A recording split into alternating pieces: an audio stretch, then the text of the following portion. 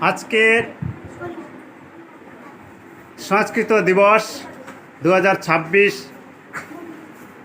আমাদের স্কুলে আমরা পালন করতে চলেছি।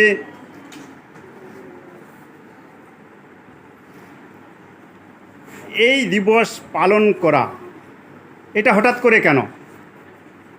আমরা সংস্কৃত ভাষাটাকে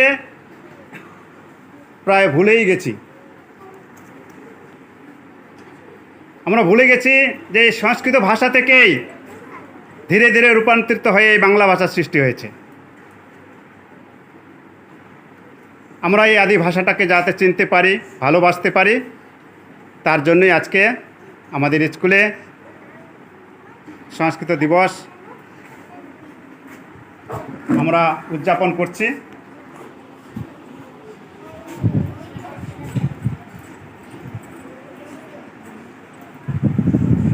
যেমন একটা সংস্কৃত শ্লোক যদি বলি, আমরা গুরু বন্দনা করি,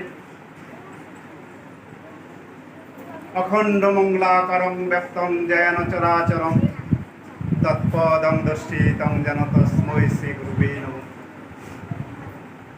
এই যে গুরুকে যখন আমরা প্রণাম করি, গুরু ব্রহ্মা গুরু বিষ্ণু গুরুদেব মহেশ্বরং গুরুরেব পরম ব্রহ্ম তস্मै শ্রী গুরুবে নমঃ।